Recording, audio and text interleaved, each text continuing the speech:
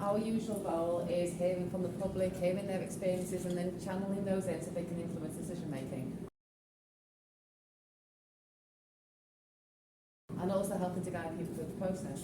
But that includes anything adult or child health or adult social care, and it's a huge remit. But from that, we were starting to get more feedback from people with neurodiverse issues, and not just about the barriers in getting support around the neurodiversity, but the poor experiences across the whole of health and care. So people whose hospital stay or their GP appointment, there just wasn't that accessibility and understanding. People were coming into the system too late, having bad experiences across the whole of those experiences. But there wasn't really anywhere to take it. There was already plans and discussions around us doing a little bit of development work and co-production around learning disability. And then it was agreed that we would have one post that was going to be split across the two. So we were very lucky to be able to appoint Alice, who I was going to hand over to in a minute. And Alice's role is specifically to engage with people with learning disabilities to help set up a learning disability version of this, to improve people's experiences there, because that also is not good enough.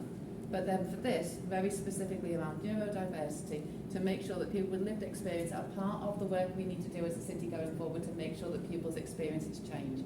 Because we didn't want, the city needed a neurodiversity partnership, but we needed to make sure it was done with people with lived experience in from the very beginning. So already there's been a lot of progress, I feel, in bringing people part to the conversations and making sure that they're involved from the very beginning.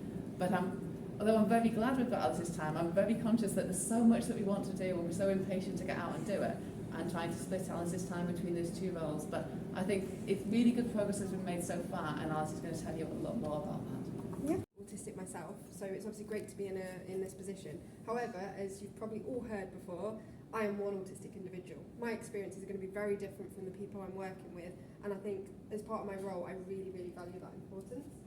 So with that in mind, I have been taking the approach of making sure that the way I communicate with people is very accessible as possible. So there are people I'm supporting and working with that find meetings like this really challenging, really difficult. But if you actually spend time talking to them, they have a lot to say, and it's really great getting those views. So obviously as part of my role, I've been running subgroups, but then I've also been using these methods. So WhatsApp messages, voice notes on WhatsApp, phone calls, emails, trying to be as creative as possible in my approaches to get views, and then make sure when I come to these subgroups I'm running, whether that's in person or online, I bring together those views, those hidden voices of the people that might find those experiences overwhelming, and that's how I'm capturing it.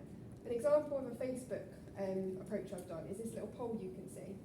So in this, I would say I have a preference of not doing hybrid meetings because obviously there's a lot of logistical issues with it. However, that's just my view, and I need to be as accessible as possible. So I put that question on the Facebook poll to say, what are your preferences for meetings? Just to make sure that I'm meeting people's needs. So again, the main thing I'm trying to say here is we need to really think about those communication methods, because I get a lot of feedback saying how phone calls only are quite difficult. So just trying to capture a broad variety of methods.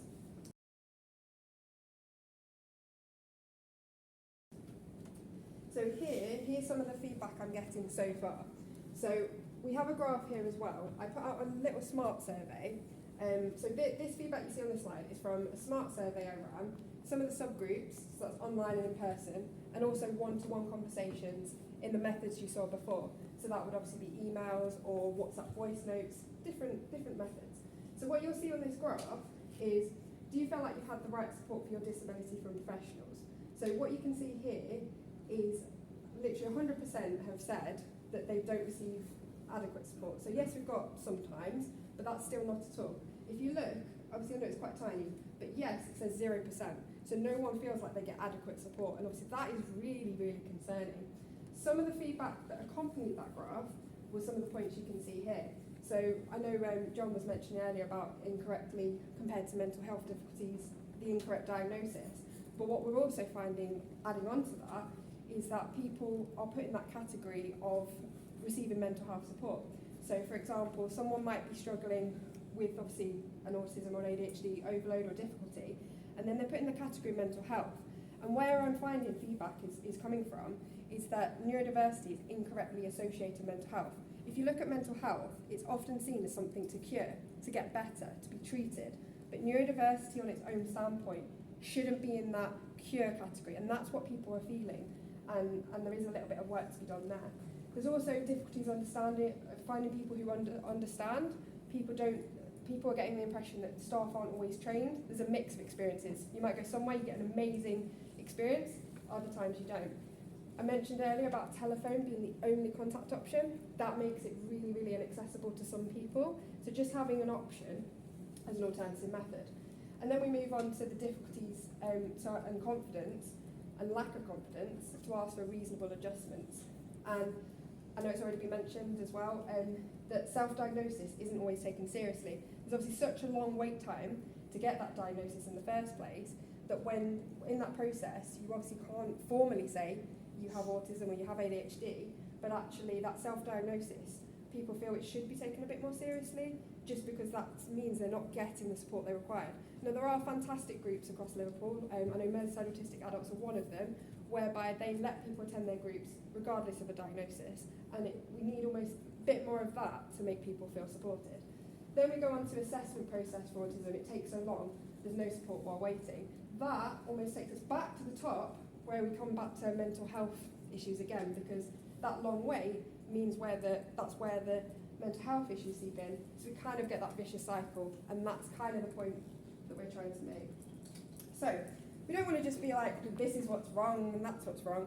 We also, in our subgroups, have been thinking about what suggestions can we make to try and make things a bit better, because we want to be a bit positive and optimistic and want to work together.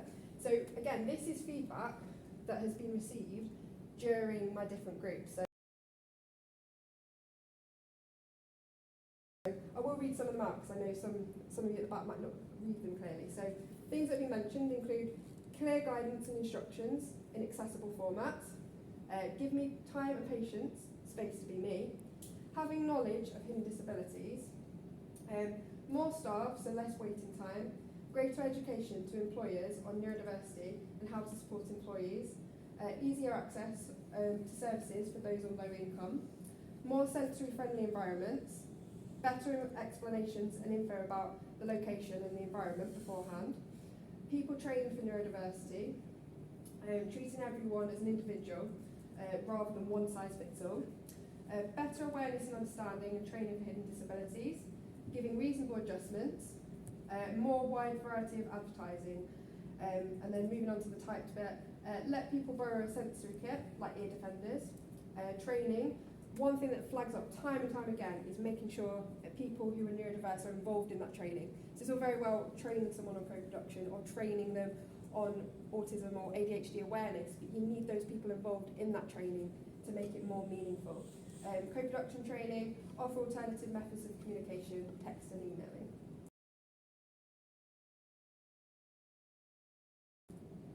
Right, this bit, we did have someone who unfortunately can't attend, so I'm just going to read from this sheet. It's just a case study example, basically, of one person's experience, and then I'll hand over briefly to Caroline. So, this person went to hospital. They went for a steroid injection on their foot. The doctor scanned their foot and then disappeared to get a second opinion from a doctor. Then the doctor came back and said, actually, we're going to do keyhole surgery instead. The acquaintance that had come with them for this experience wasn't allowed in the room while any of these changes or explanations were happening. That made them feel very anxious and they were sweating. This process was very overwhelming and they were in too much shock to ask any questions. Now, that might be something we've heard of, maybe examples where people are misunderstood or not getting the right support, but basically what the point of the discussion with this was, and why this person wanted this to be mentioned today, is the key messages here was that there was a lack of information beforehand. The information they did receive was very misleading. It said that they needed to get into a hospital gown. It also said that they had to prepare something else. None of that actually happened, so it was very misleading. It took a long time for this person to find an acquaintance to come with them to the hospital as well. And when they got into the hospital, the acquaintance wasn't even allowed in the room with them. All it would have taken is small adjustments to make the process less overwhelming, so like accessible information, a bit more specific, not just generic things you hand out to everyone. And the key thing there would have been slowing down the process to the pace of the individual, so taking that individual approach, because they said how the whole process felt rather rushed. So I will hand over to Caroline now. Yeah, honestly, thank you so much to Caroline and Michaela for filling us in. And that's what's great about this. But the key message I do really want to draw from, they've said a lot, but I do want to draw particularly on what Michaela said about there are people who are neurodiverse who can cope being here, but we do really need to think about and consider what about those individual voices who can't access this because it's a bit too overwhelming. Which brings us on nicely to the last slide, which is very much about co-production. So a lot of us are aware what co-production should be, but these are the key essential things, and I put this slide together with input from people that I've been working with to think about what are those key messages we want to get across. So we want to make sure people feel listened to and act on things. The biggest thing as well is make change and difference, but start small. So we're not expecting big commitments, it's just starting very small and building up, and that brings us on to building trust. Be honest and transparent. If there is something that we want to achieve or do, and it, for whatever reason, doesn't work out, have that honesty and transparency, because that is how we will build that trust. Moving a little bit more into more of the techie side, avoid using abbreviations and jargon and use plain English. I sent out and shared a lot of the literature from today with people, and it's great that there's been a start with that, because obviously I've been in consultation with Gina, so thank you so much for listening to feedback I've shared so far and acting on that. But sometimes obviously things still slip through, like jargon or